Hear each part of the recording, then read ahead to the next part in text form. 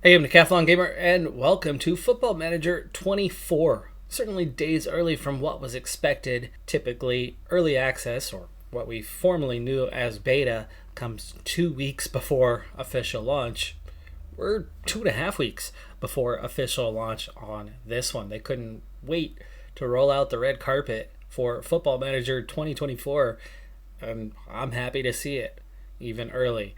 For this first look video, we're going to get a little bit of gameplay, but we are largely going to be going through what the new features in Football Manager 24 are and whether it's worth it for you to invest.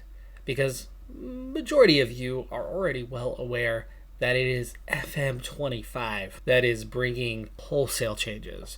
Two very big changes in particular, a new game engine and women's football coming to FM25.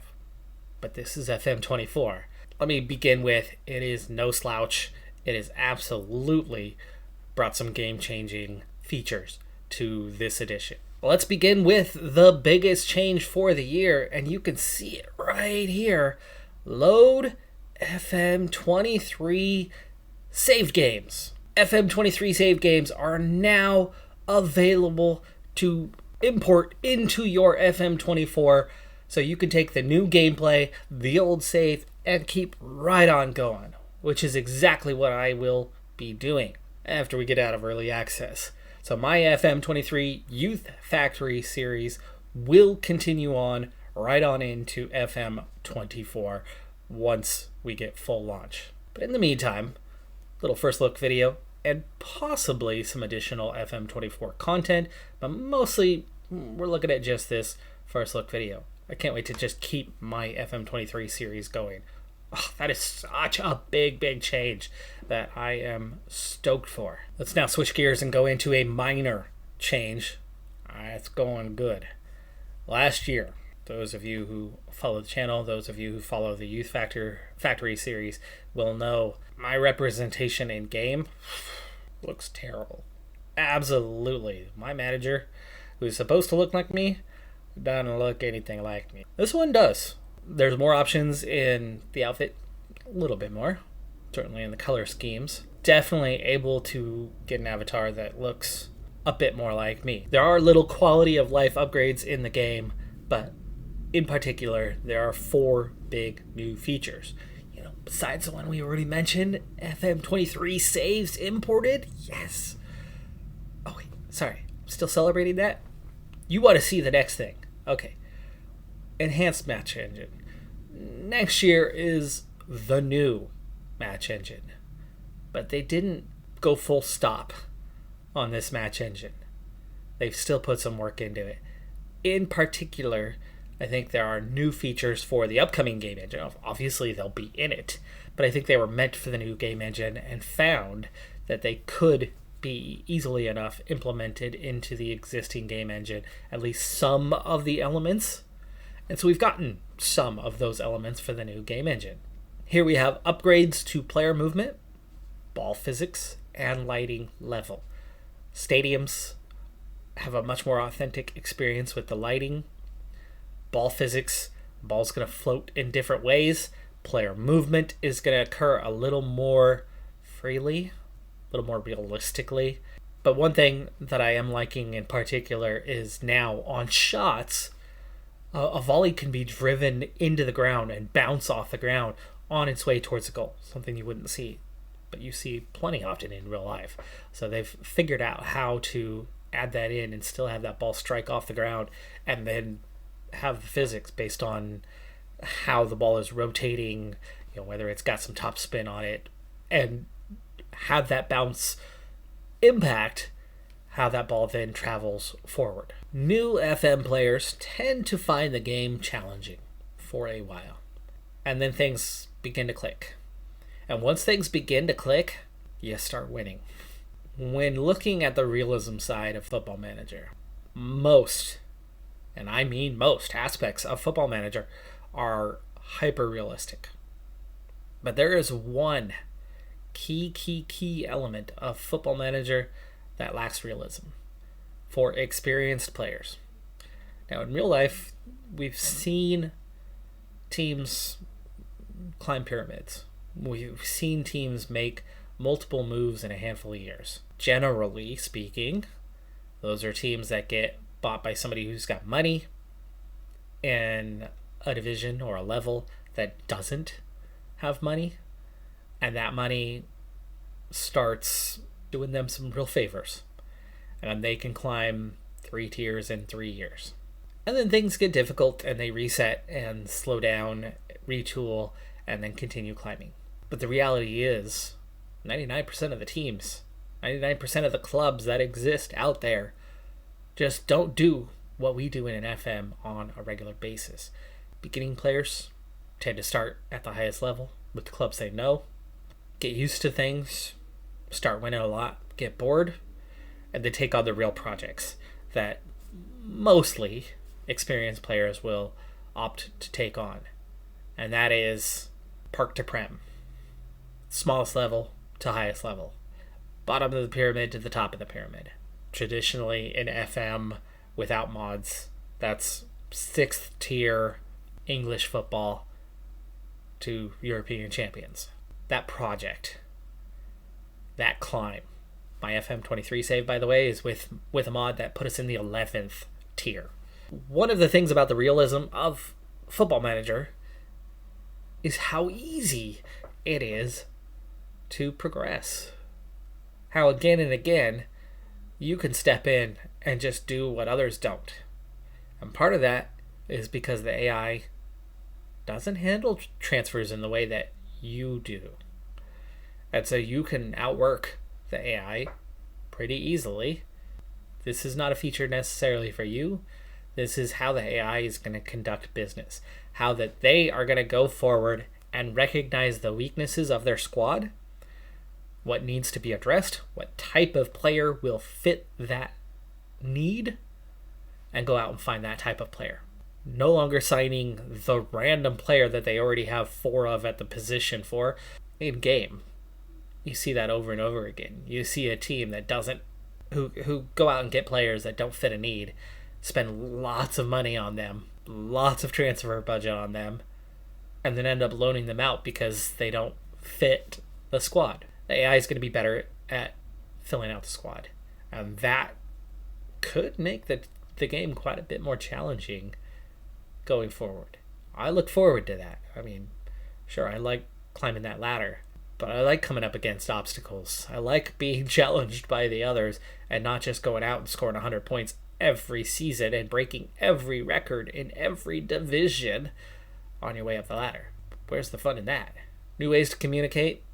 A lot more going on in terms of contract and motivational tools to get your players focused on making gains, whether it's on the pitch, whether it's at the training ground, whatever the case may be. There's a lot more happening in communication within the game. But outside of that import your FM23 save, the biggest change for me is the set pieces revamp. To me, you got 2 style of FM players when it comes to set pieces. The style of player that knows the importance of a set piece, hates the system, but will micromanage the crap out of set pieces to take advantage, to get the odd goal here and there. Or you have the secondary type, which is you understand the importance of set pieces. We also understand how broken the system is. So you say screw it. You set up some basics and you just wish that part would go away and you hope you don't get scored on very often. I tend to fall into that category. I hate trying to micromanage that. I am so happy because this has been pretty much number 1 on literally thousands of people's lists for a number of years is a set pieces revamp. Now, the basics, the core of set pieces is unchanged. But there's one key element for your set piece creator that completely resolves what has been a major problem for a long time. The major problem being wrong player in the wrong position at the wrong time. And that right player because one little substitution happened, one little tweak to your tactics happened, and that right player who should have been in that right place at that right time is all out of sorts. Now, between priorities and a ranking system, you now are able to place players tiered into getting the right player into the right place at the right time based on the design. And that simple ranking system and saying, here's who we want on the far post for every corner kick, regardless of what their position is, it's the player that you want to get on that far post. And to prioritize that position over anything else, meaning if that's priority number one and that's player number one, if they're on the pitch, they're at that spot. And then that ranking system goes on down. You now have somebody that you want near post, and you want it to be your second highest priority. You named that other player. Well, they've already been picked for that far post because that was your top priority.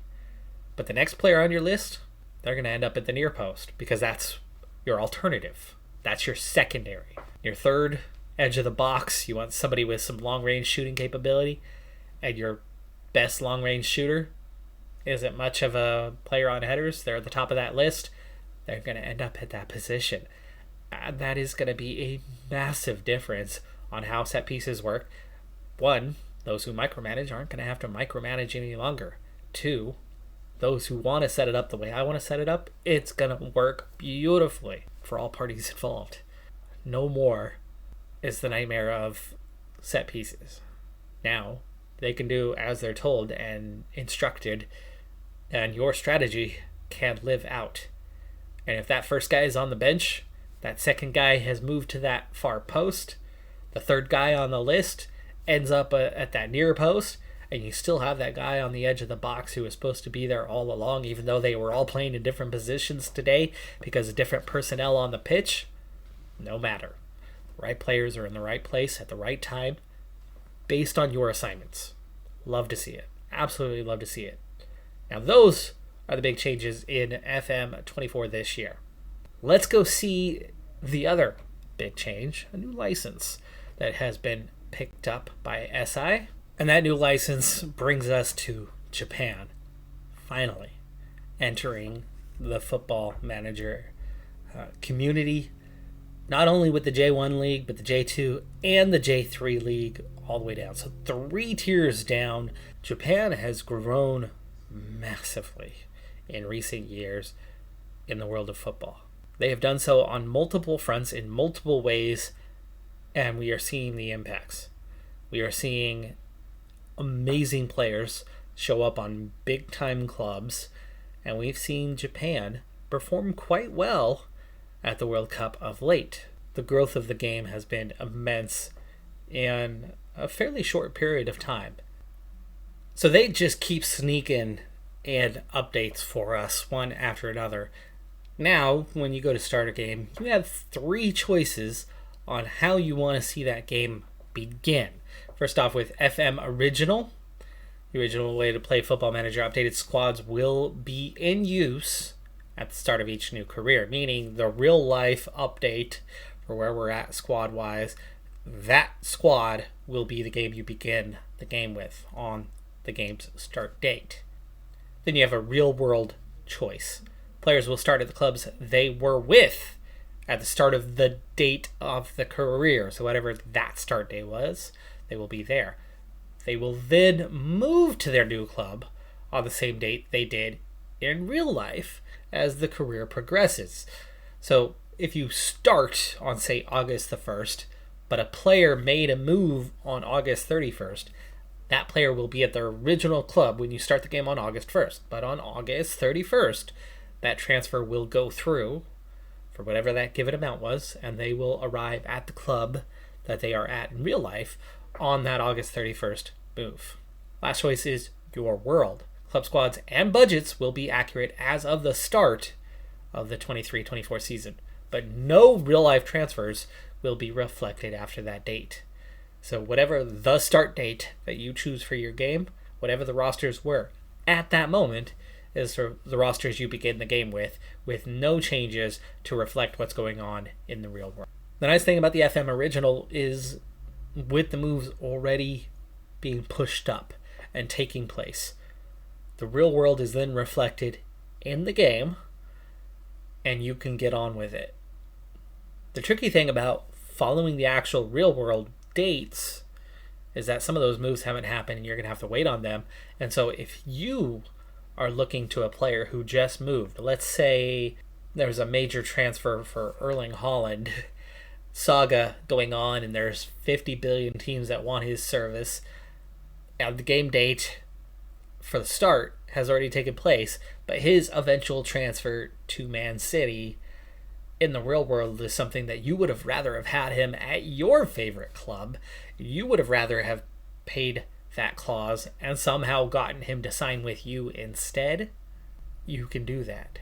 But if you do the real world one, and of course this has already happened in the past, it's not this year now, but if you do that real world one, he still would have ended up going through with that transfer to Man City after that start date. There would have been nothing you could do to bring him to your club. As the outsider manager, I'm going to go ahead and take the outsider club in the J3, Ryukyu. Utilizing the real world start, we have 3 upcoming transfers. We have 3 upcoming loans, and then we have another that have a set that have already taken place. Now, if we had the original FM or the traditional FM, all of these moves would already happen. These guys would already be on loan at the various places. These guys would already be with their current clubs. The 2 that are incoming and the 1 that is outgoing would already have taken place at this point. Some of the greater scheme on set pieces has also been simplified in this manner. What defensive marking strategy do we prefer? And we're going to take either zonal player marking or a hybrid staff preference, which also shows up. What posts do we want players marking while defending? Also a neat one. You have both posts, the near post, or neither. The last defensive choice is how to stack the box. Do you want everyone in there to make sure that the other team's not scoring? Do you want to set up a counterattack for yourself by putting more players forward, which is riskier? Bigger chance that the other team could end up scoring on you, but also a bigger chance that you could turn it into a counterattack and go the other way and potentially score, or something a little bit balanced. Now, this is all about preference. It's not the only way that things are going to be played, but do you want to go far post, near post, or central? Next up is how many players do you want to commit to the box? So do you want to defend the transition by hanging back quite a bit and only having a few players forward? Do you want to stay high and stack the box and really, really go for that opportunity to get a goal from that set piece? Or do you want to be balanced, where it's you want the goal, but you also don't want to be giving up that counterattack the other direction? And next we have the choices of in-swingers or out-swingers. Both make an argument on usefulness. With an out-swinger, you tend to have a bit more power coming in at the head, which then if you can direct on target, adds a little bit to the player providing the header. With an in-swinger, you're looking more to a glancing one, but there's also less risk involved. With an outswinger, there's always a high chance that that outswinger is going to go out first. Also with that outswinger, it pulls the ball away from the keeper a bit more. So you can see on the defensive marking for a corner, we have our aerial defenders set up as our primary ahead of the trackers, and we have zonally marking with choices. You can change it up, player mark. We have the player marking. We can do more zonal marking if we want, and ranking them as the best aerial defenders will fill into those slots. So our 4th best one is going to end up marking someone, where the others are going to zonally mark, trying to get that header away. I've also changed one to edge of the area so that we're picking that up instead of just going back. For the offensive scheme, you have a lot more choices on how you set this one up, a lot more flexibility on what you move. Not only has the AI gotten a boost to transfers, but you get a boost now as well with more options on, in particular, trying to offload players or trying to make some sort of negotiation take place when it comes to transfers. So really helpful tool, because sometimes offloading players is one of the hardest things to do. The AI wants to offer nothing but pennies for your players over and over and over again. And when you go to request them something similar, they never seem to be having any of that, and they want more than the player is worth, where you get laughed off when you try to do the same, and the players get quite upset when you try to do the same. So it's nice to have some intermediaries to help with the process and make things more possible for us. All right, so here we go. Let's get a look at the new match engine, how things are faring so far. One thing I quickly have noticed is the lines on the field, on the pitch, are quite clear, where they used to be pretty faded. First match of the league season, not a huge crowd on hand for this one, but based on size of the stadium and the number of season tickets sold, and the fact that we are managing a team that's just been relegated from J2. Basic screens are all still looking the same. Here is our first chance to defend a corner, and we've cleared it away. And you can see a lot of additional movement. They get a second chance at it, and it leads to a shot and another corner. You see in the player movements, like on the run-up and such. We're going to get another chance at this. Hands raised, looking for offsides. Deflection on the ball, bounces into the ground and then takes off. Another one of the things that we've seen this year is more positional play in terms of ball movement, player fluidity on how they kind of transition from position to position. You can see how we kind of cut out that one.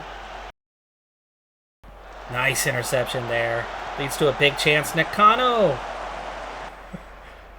I know I'm going to miss many of them. Close range, deflected into the ground, pops up. Defense clears it away. It looked like it was headed for the net if it would have lingered long enough. But yes, the ball movement is very different from past editions. I could really tell right off the bat just how much it is different this year. Here in the highlights package, you can see our play style really showing up here as we pass that one across goal and leads to a shot. Just poor finish. But our patient buildup is very evident. You can see the player movement on and off the ball, how they're facing the ball, how they spin with the ball.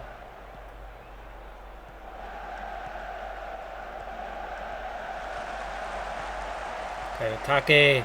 Oh, big deflection, nearly goes in. Mu recovers.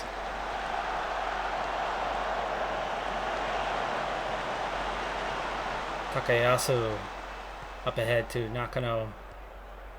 Takayasu, close range, decent shot, went near post. Keeper had near post covered. Only chance to beat him there would have been far post.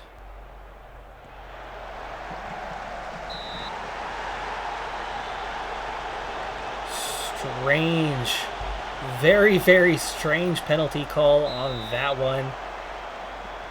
Looked absolutely nothing on it, but Taguchi, the goalkeeper, steps up, makes an enormous save. We've dominated this game. We've controlled almost all aspects. Marita saves that one on the far post as that was headed in. Offside. So saved off the line. We have two big plays back to back there after we've dominated all day.